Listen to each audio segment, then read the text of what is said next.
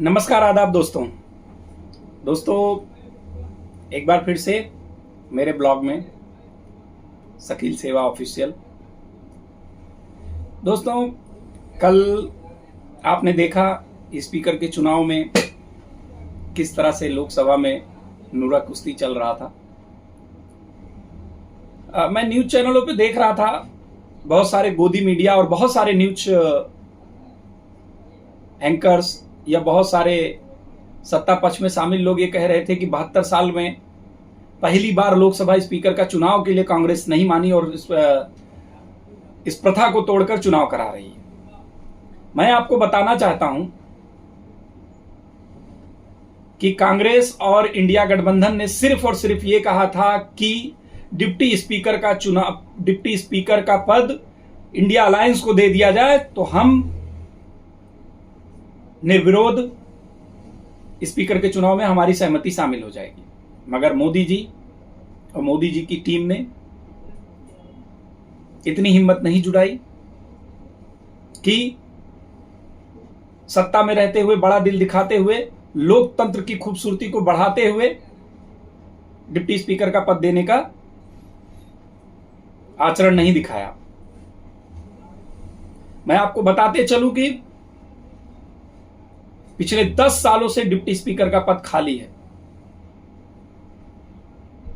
आप इंदिरा गांधी जी का टाइम उठाकर देख लीजिए, डिप्टी स्पीकर विपक्ष का रहा है। अटल जी का टाइम उठाकर देख लीजिए, अटल जी ने डिप्टी स्पीकर विपक्ष का रखा है। मनमोहन जी का उठाकर देख लीजिए, राजीव जी का उठाकर देख लीजिए, नरसिम्हा राव जी का उठाकर देख लीजिए। हर किसी के प्रधानमंत्री के शासनकाल में डिप्टी स्पीकर का पद अपोजिशन के पास रहा है। मगर पिछले 10 साल से मोदी जी का उनकी बढ़ी सीटों से उन्होंने एक अपना अहंकार दिखाते हुए डिप्टी स्पीकर का पद खाली रखा। ये नहीं कि इस बार संख्या बल के हिसाब से विपक्ष ने अपनी बातों को, जिस तरह से हमारे विपक्ष के तमाम सांसद चुनकर आए हैं, सांसद में अपनी बात रखने के लिए, अपनी आवाज को रखने के लिए हमने डिप्टी स्पीकर का पद मांगा। क्योंकि ये संवैधानिक तरीके से, देखिए, संविधान में कोई प्रावधान नहीं है कि डिप्टी स्पीकर का पद विपक्ष को ही दिया जाए, मगर एक प्रथा चली आ रही है, आज से नहीं, ये जमाने से, इंदिरा जी के जमाने से और पहले से ही, क्या नाम, कि हमेशा डिप्टी स्पीकर विपक्ष को मिला है। इसलिए फिर कुछ पत्रकार या कुछ तमाम सत्ता पक्ष के लोग या सहयोगी, एनडीए के सहयोगी दलों ने कहा कि नहीं, कांग्रेस ने प्रथा तोड़ के डिप्टी स्पीकर के पद का चुनाव करा दिया। चुनाव लोकतंत्र का सबसे पहला मार्ग ही चुनाव है। यहां जो भी आएगा चुनकर आएगा, और चुनाव लोकतंत्र की खूबसूरती है। आप देखेंगे, हमारे पास संख्या, कहते हैं संख्या बल है, तमाम न्यूज चैनल वाले तमाम तारीफों के पुल बांधे हुए हैं। मोदी की पहली जीत, एनडीए की पहली जीत, तमाम तरह के, क्या नाम, बढ़ा चढ़ा के कैप्शंस लिखे जा रहे, बताए जा रहे, लोगों को, दिमाग को एक नैरेटिव सेट कर किया जा रहा है।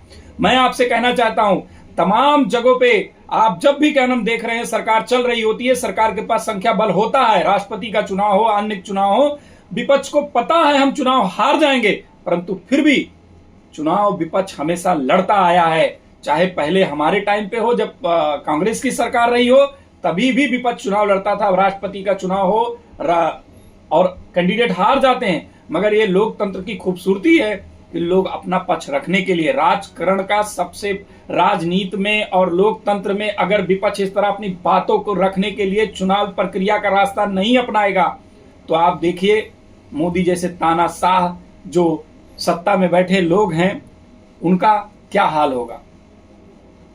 वो किस तरह से अपने अहंकारी योजनाओं को या अपने तमाम, का नाम, तानाशाही तरीकों से देश का संचालन करेंगे। आप देख लीजिए, जब इस देश में तानाशाही बढ़ी है या कोई भी गलत फैसले हुए हैं, जनता ने उस पर निरंकुश लगाने का काम किया है। और 2024 का चुनाव, भाजपा का पूर्ण बहुमत ना मिलना इस बात को साबित करता है कि आम जनमानस इससे पीड़ित है।